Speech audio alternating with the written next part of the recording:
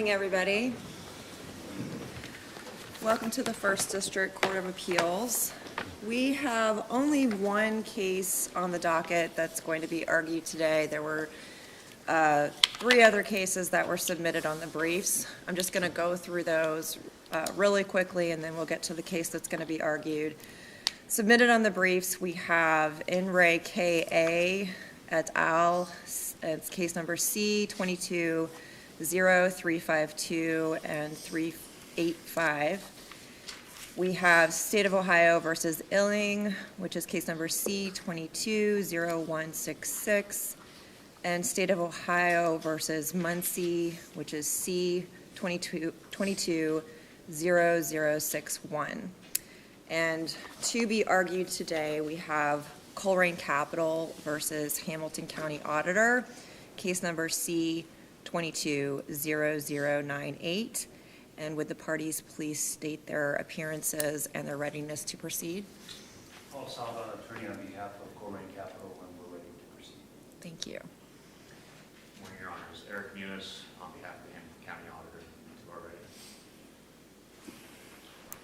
It's a pleasure appearing in front of you. My name is Christopher Finney on behalf of the Northwest School District, and we are prepared to proceed. Great. And I was informed that for the Hamilton County Auditor and the school district that you want to split time evenly, 7.5, 7.5? Okay. That's correct, Your Honor. Okay. Okay, so Mr. Saba, whenever you're ready. And would you like to reserve any time for rebuttal? Yes, Your Honor. If I could reserve 3 minutes, please. 3 minutes, and when you have 1 minute, the yellow light will light up there, and then red light for stop. Okay, thank you. May it please the court, distinguished counsel, and the Honorable Joe Hunterlaw, who is here as the representative and owner of Colerain Capital. He's not trial counsel, but representative of he is one of the owners of Colerain Capital. The trial court erred and abused its discretion by failing to apply the standard as required by 57-1705. As the Ohio Supreme Court has explained in Black versus Board of Revisions 16, Ohio State 3rd 11, 57-1705 requires the trial court to consider all evidence and then determine a value through its independent judgment and issue a decision de novo. That did not occur in this instance. No, so before we get into your argument, I know there's a dispute on standard of review. What standard of review are you saying that we have in this case? If you apply the abuse of discretion, Your Honor, or which could be the appropriate standard, I think the court still abused its discretion by failing to comply with its legal duties. Not just the legal duty under 57-1705, but there's also the legal duty, which I will get to, about the narrow exception, which the court should have applied. In this instance, the court just applied the wrong standard and did not consider all the evidence in the record. It is clear that the court did not consider the fact that the 2019 assessment, which was the auditor's determination of value, was not based upon evidence as of January the 1st, 2019 as required, but instead as of January 1st, 2014. It's clear that the auditor just took a sale that occurred in 2014 and carried that value forward all the way to 2019, notwithstanding the fact that they had a duty and an obligation to update their records as of 2017, but did not do so. Didn't the auditor do more than just carry the sale forward? I thought there was some testimony about some sort of a computer program or some kind of appraisal program. Indeed, they did, which they then rejected. The computer program that they actually applied, which is what they call as the CAMA approach, and the Ohio Administrative Code is actually very clear. In order for the auditor to use the CAMA approach, which is what they say they use, which is a computer-adjusted approach, it has to be actually adopted and approved by the tax commissioner, which we'll assume it was for a moment, but they can only use three approaches: the income approach, the sales approach, and the cost approach. They did, in fact, do the cost approach and then rejected it entirely, because then they did what they call the trended approach, which is not an approach that's actually been approved by the tax commissioner. And their duty and their obligation is actually to make sure that they actually use the best evidence and information available, as well as assess the value based upon an approach that has been promulgated, adopted, or approved by the tax commissioner. didn't occur in this instance. There's absolutely no evidence in the record. And in fact, the trended approach, which is what they call the practice of just carrying the sale from 2014 all the way to 2019, that's ever actually been promulgated, approved, or adopted by the tax commissioner as required by the Ohio Administrative Code. Doesn't exist. They rejected the cost approach, which they actually did do. If you look at the actual auditor's explanation, what he says is they took the cost approach, which actually demonstrated and proved that the auditor's assessed value was incorrect, it was erroneous and excessive. They rejected it, and then they say they influenced it with the sales approach, but all they did was actually carry the sale from 2014 all the way to 2019. They rejected their own approach that they actually did do in 2017. And that evidence, of course, was not considered by the trial court. What the trial court actually did do was they just took two pieces of evidence, an expert report from Ray Jackson on behalf of the Board of Education and the taxpayer's report, and then they incorrectly applied a comparative analysis approach as if this were a civil case. It's not. It's an administrative appeal where the trial court had a duty and an obligation to consider all evidence and then render an independent determination of value. That's not what occurred in this instance. They did a comparative approach. Then they said, oh, well, the Ray Jackson's report was more probative than the taxpayers. But then they ignored the conclusions of Ray Jackson, which also opined that the taxpayer was entitled to a reduction. They didn't even consider Mr. them. Saba, would that report, would he have had to conclude to the penny the amount of the auditor's valuation in order for that narrow exception not to apply?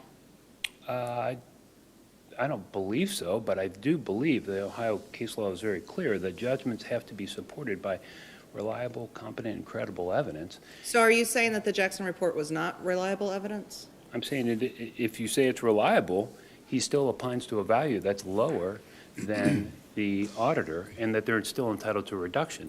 So it would still be error for the court to say, A, the taxpayer didn't meet its burden, and B, that it would be error for the court to then just continue to adopt the auditor's opinion of value or assessment of value when there's no evidence to support it. But it was within 1%, though. Well, I thank you and appreciate the fact that you're recognizing that there, in fact, is no evidence to support that opinion, because even if you want to say it's within 1%, you're acknowledging the fact that there was error, that there is no evidence to actually support that opinion, which would be contrary to law. And when the judge has a duty and an obligation to consider all evidence and then independently value the property, which didn't occur here because all they did was just adopt the auditor's opinion, it's still error, even if you want to call it a 1% or not 1%, or whatever percentage you want to apply to it, or if you want to call it an insignificant reduction or insignificant difference, as the opposing counsel has done, you're still acknowledging there is no evidence there to support it when the court had an independent duty and an obligation to actually determine that value. Well, going back to Judge Bach's question, it sounds like you're, in order for you to consider there to be evidence, you're saying that it has to be to the penny valued. I mean, what would be, in your opinion, evidence then, if it's not that appraisal? Well, in this instance, Your Honor, the experts on both sides ruled that the taxpayer is entitled to a reduction. That wasn't considered at all. Normally, your appraiser is going to come in at least as high as the auditor. That didn't happen in this instance. He came in lower than them. They're actually defending at that point a reduction. They're either going to come in and say their expert's correct, trial court's wrong, auditor's wrong, or they're going to come in and say auditor's correct and their expert's wrong. So you're saying the law is that if both appraisals come in below, then the judge has to then pick a value at that point? I'm saying it's the taxpayer's duty to prove that they're entitled to a reduction. If they have an expert, as well as the school board has an expert, both of which agree that they're entitled to a reduction, and then coupled with the fact that in the record and in the evidence we have from the 2017 cost report that the auditor actually rejected and refused to actually consider or adopt, all indicating that they're entitled to a reduction, there's clear evidence and proof that they're entitled to a reduction.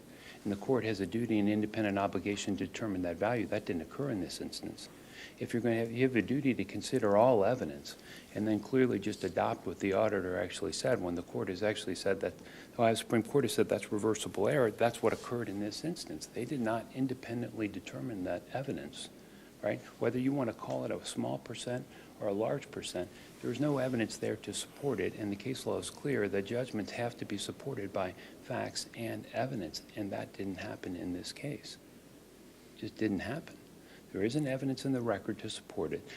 And even though the court actually ruled, notwithstanding the fact that both experts, as well as the auditor's own 2017 cost estimate, proved that they were entitled to reduction, that Colerain Capital did not satisfy its burden, they still have a duty and independent obligation under what's called the narrow exception to actually evaluate the record, determine whether or not the record is sufficient and clear enough for the court to then independently value the property. And if so, then they have a duty and obligation to actually independently value it. None of that occurred in this instance. They just adopted the auditor's opinion of value, which is clear, erroneous, and reversible error. And we cited to numerous cases in our brief that actually support that position. And so the court had a duty and obligation which they did not actually comply with. That's an abuse of discretion, no matter what you want to call it, and that didn't actually happen in this instance. How do you envision a remand? What would happen on remand? On remand, you would actually, I think, order it back to the trial court to say you'll have to actually render the independent determination of value, which didn't actually occur in this case. So he evaluated the two different appraisals, and he believed that one was more accurate than the other. You're saying that he'd have to go back and pick one? No.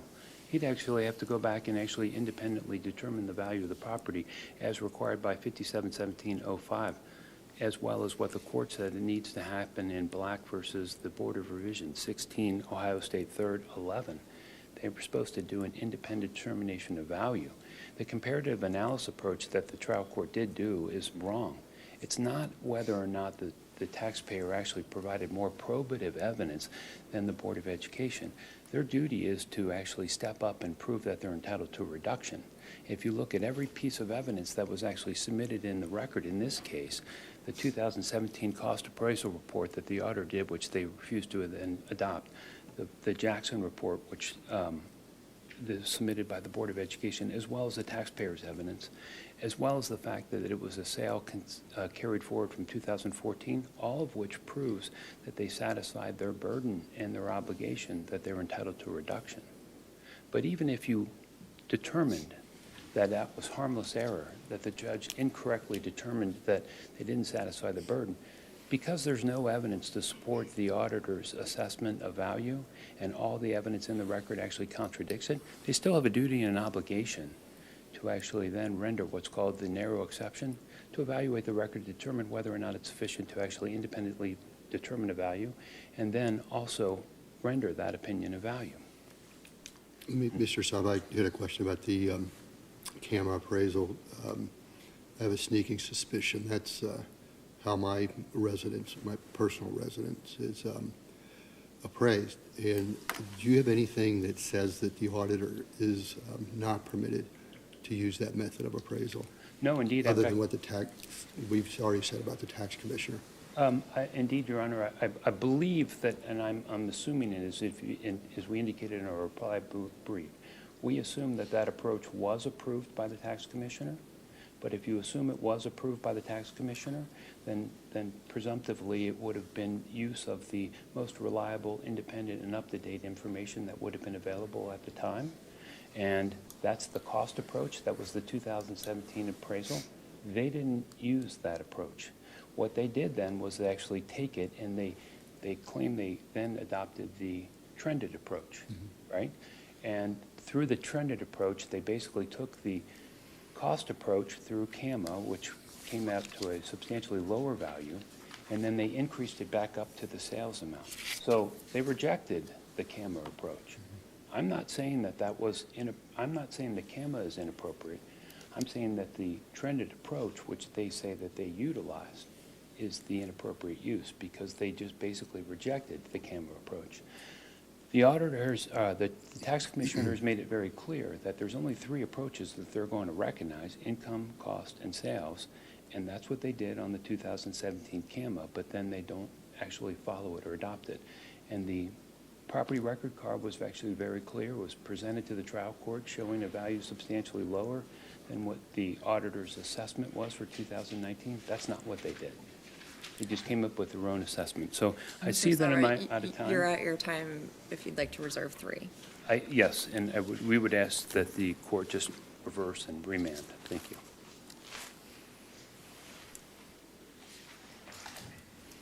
Mr. Munoz?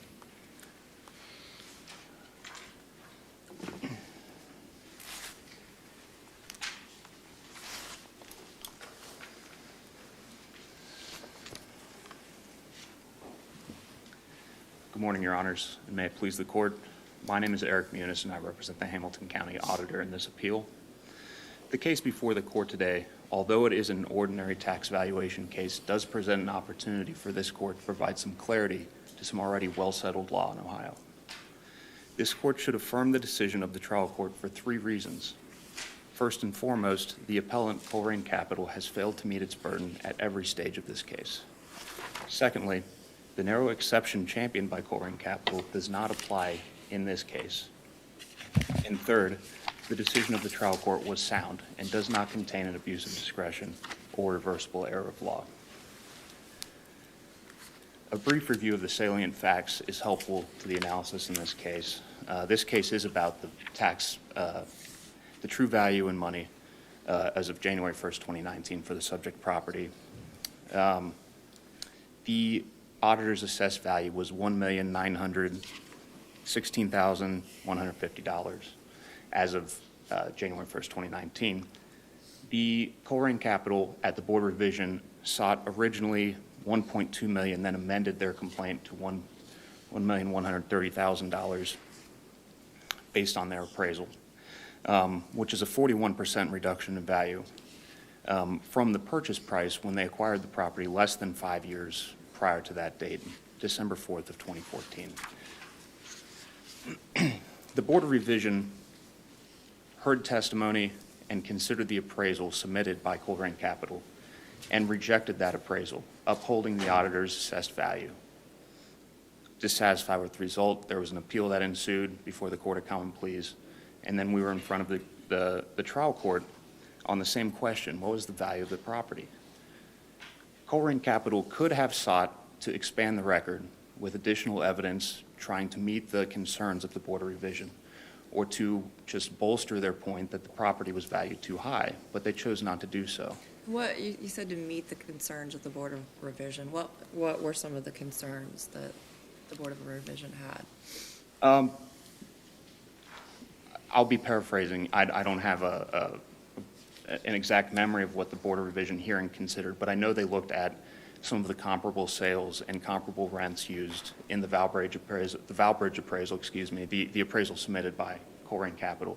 And they found that some of the adjustments made by the appraiser were questionable, and they ultimately found that the appraisal's conclusion could not be reliable. Similarly to the trial court in this case. Correct, Your Honor. Now, in front of the trial court, Northwest Local Board of Education did seek leave and was granted that leave from the trial court to expand the record, as is permitted by law, and submitted a second appraisal, the Jackson appraisal, we'll call it. And there was cross-examination. There was a deposition done of Mr. Jackson, so that appraisal entered the record. And that appraisal concluded to a value of $1,900,000.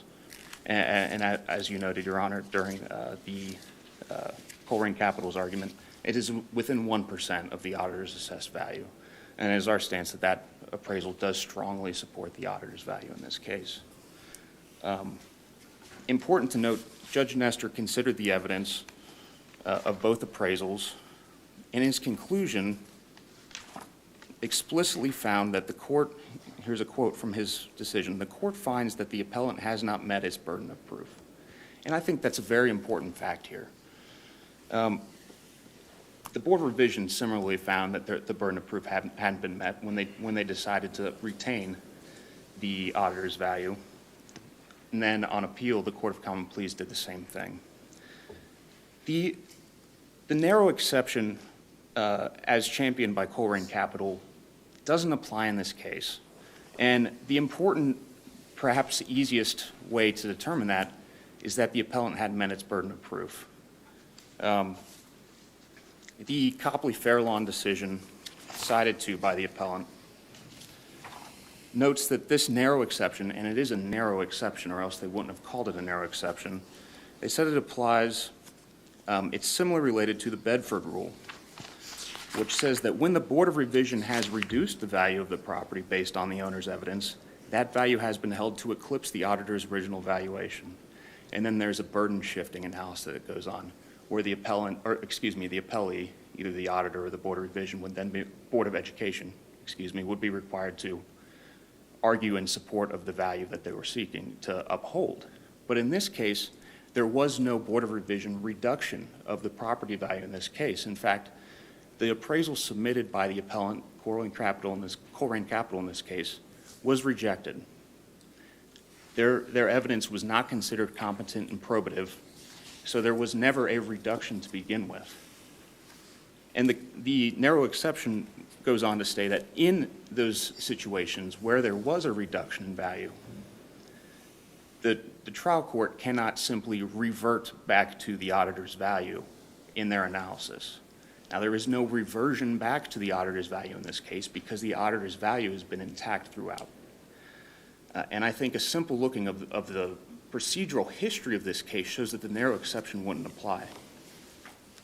Secondly, as you noted, Your Honors, the narrow exception isn't really narrow anymore if we say that an appraisal within 1% of the auditor's value doesn't support the auditor's value.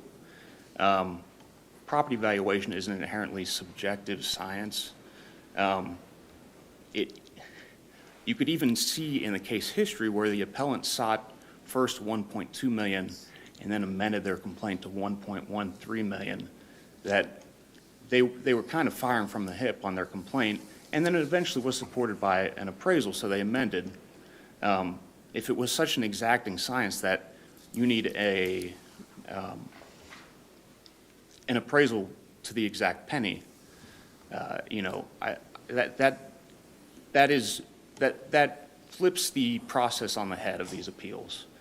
Whereas it should be the appellant bearing the burden, then it would become the appellees bearing the burden to show that the auditor's assessed value is correct. Well, as I understood your opposing counsel's argument, since the value of both reports was lower than the auditor's assessed value, that's what triggered the exception. I do believe that's what my opposition is arguing. I don't believe that that's what triggers the exception, Your Honors. And in fact, there is some case law that says that the audit or the person seeking a reduction needs to present competent and probative evidence supporting the value that they assert. So I think that's important to note as well. But the exception doesn't say in any explicit language that there has to be both appraisals or any evidence submitted has to be in direct support. It just says that there needs to be a record in which there is no evidence supporting. And in that case, that would trigger the exception. But as we note in this case, Your Honor, there is initially a Board of Revision decision that does not change the auditor's value. And second, we have a record that does have evidence that does tend to support the auditor's value in this case. So for these reasons, Your Honor, I see that I'm out of time. Mr. Finney will expand further, but for these reasons, the auditor will be requesting that the trial court's sound decision is not within an abuse of discretion and that this court affirm. Thank you.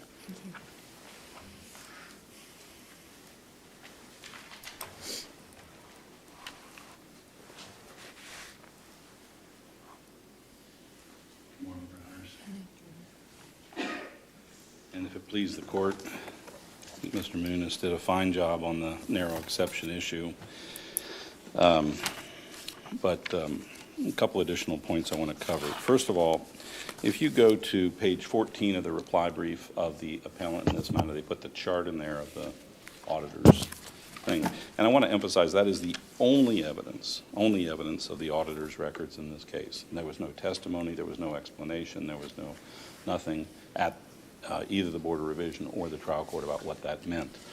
And that's for good reason, because the appellant in this matter wants to take you down a very bad slope for a Board of Revision challenges, judicial challenges, because how the auditor comes up with his number, how he develops his number is really, and I know it sounds counterintuitive, but it's just not relevant in these proceedings, how he got there.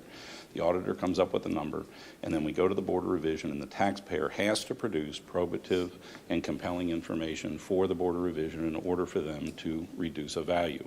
Is And that usually, that's usually an appraisal? That's almost always the only evidence these days that's really truly accepted as an appraisal. Sometimes a property owner can come in and plead his own case. And then the Board of Revision in this case looked at this appraisal that was submitted and said, we don't agree with it. They may have other information, the geolocation. I had one case in which one of the Board of Revision members looked me in the eye and said, "Mr. Finney, this is Kenwood," meaning I was going for a reduction. She says, "You're out of your mind." So they holistic, but that's the point of my argument here, is they holistically look at all of the facts. And by the way, Mr. Saab is correct. Within the appraisal industry, there are 3 appraisal methodologies that are typically accepted. The cost approach, which says how much would it cost to go out and buy this land and build this building, and then you depreciate it to today's date. 2 is the income approach, where you look at how much income will this property generate on a net basis, and based upon that, what would somebody pay for it? And the third approach is what are comparable properties selling for in this marketplace, which is typically, Judge Winkler, how they look at residential. They look at residential subdivisions. What are they selling for in this area? And really a lot of commercial properties as well.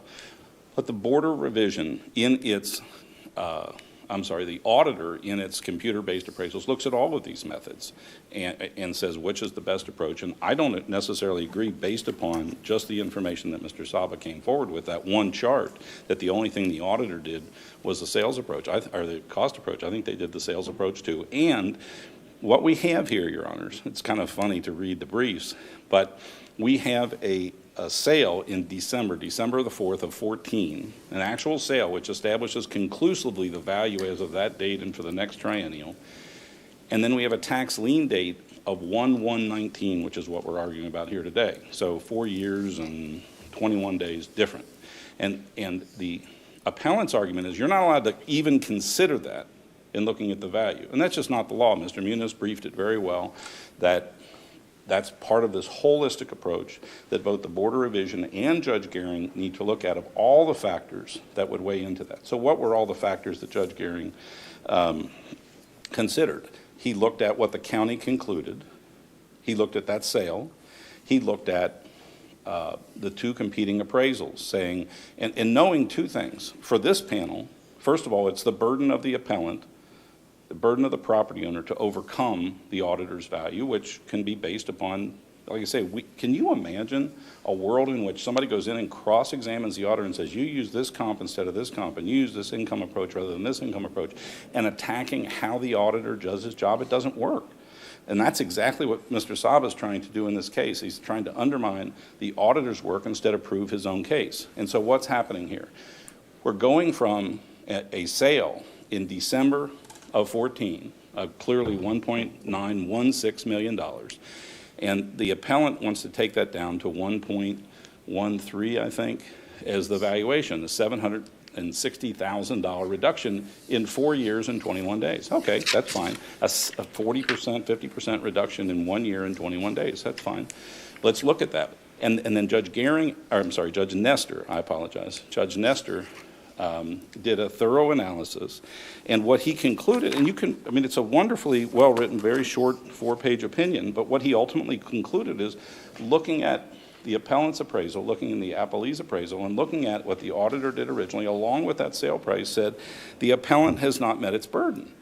And so therefore he continued the current value. He didn't say our number was correct. He didn't say their number was correct. He said, given all of the factors, and he did consider all of the factors, the appellant has not met its burden. And then the appellant comes in here to you and says, I'd like you to replace your judgment in that detailed analysis that Judge Nestor did, or Judge Nestor did, and replace that and do what? That's what was a question of yours. What do we do now? Let's assume you're correct, Mr. Zaba. You want us to go to 1.13, which no one thought was the correct number?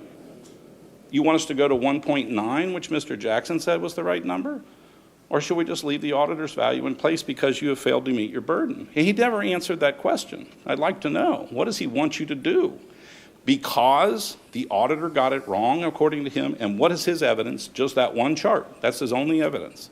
Because of that chart, the auditor got it wrong, and therefore you need to give me my number.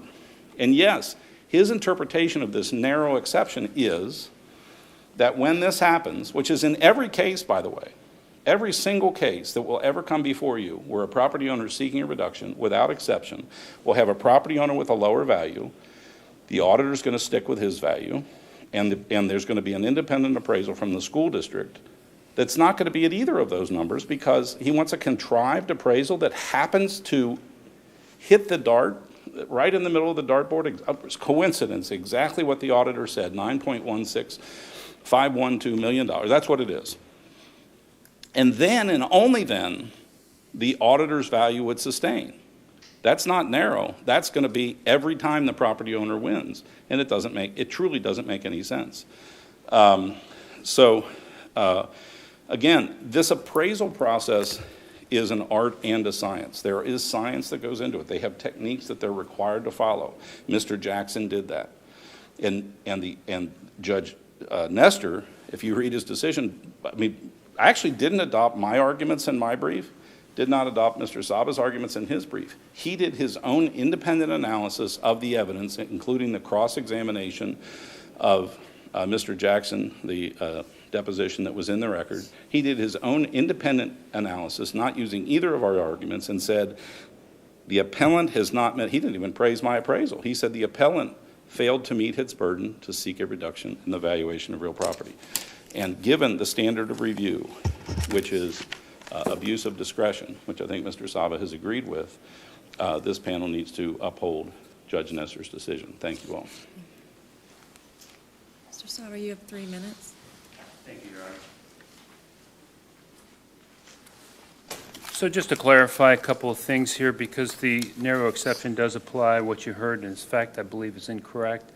I think the case law is very clear that whenever there is no evidence to support the auditor's opinion of value and all the evidence actually contradicts it, the Ohio Supreme Court has clearly determined that it triggers a legal duty for the court to then determine whether the record is sufficient, and if so, then actually render that opinion of value. I'm sorry.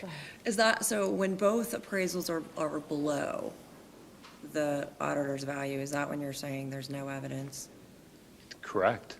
Okay. And not just that, but in this instance, Your Honor, it wasn't just that. It was also the 2017 CAMO approach, which they rejected. It was also the fact that they just basically took the sale from 2014, which the Ohio Supreme Court says is not presumed to be valid after 24 months, and they carried it forward 48 months. There was that evidence as well. We've argued all along that the court, notwithstanding their arguments which were incorrect, that the court should consider all evidence. That's not what occurred in this instance. When you read the judge's opinion, he took just 2 pieces of that evidence and then actually ignored the conclusions of both, which is that the auditor's assessment is wrong. And Mr. Finney is incorrect that most school boards are going to submit an appraisal report that's going to be different or lower than the auditor's opinion of value. They're not going to go out and pay someone to actually render an opinion of value and then actually come in and defend a reduction. Normally, they're going to make sure their appraisal report's going to be higher than the auditor's, so they're at least going to get the auditor's opinion of value. That didn't occur in this instance. As much as they paid Mr. Jackson to try and get there and support the auditor's opinion of value, he couldn't make it, and he's still below that amount. And they paid him a lot of money to get there, and he's still below that amount. And to not even consider that is clear reversible error. And I would point out, as well, as much as they try and say the narrow exception doesn't apply, we cited to the case of Durham Ridge versus Lorain County Board of Revision. It's a 9th District Court of Appeals case where they clearly determined that, in fact, the narrow exception does apply to the Tacoma Police Court. It didn't happen in this instance. The narrow exception clearly says even if you want to determine that we have not met our burden of proof, you still have to go out and evaluate the record, determine whether or not there's sufficient evidence there, and if so, then actually render an opinion of value. That's a legal duty and an obligation, and the failure to actually comply with that duty is an abuse of discretion. In terms of what we'd be asking for is the court to do just that. Go out and actually fulfill that legal duty and determine whether the record is sufficient, which we believe certainly it is, and then independently value the property. The case law we cite throughout our brief clearly indicates, too, when the court does what they did in this instance and just retain the auditor's opinion of value, when in fact there's no evidence to support it, it's reversible error. It's abuse of discretion. That's what occurred in this instance. That's why we're asking you to reverse the the trial court's opinion of value, to remand it so that they can actually fulfill the legal duty that they did not. Thank you. Any other questions? Thank you. Thank you all for your arguments today. We're going to take this case under submission and issue a timely decision. Thank you.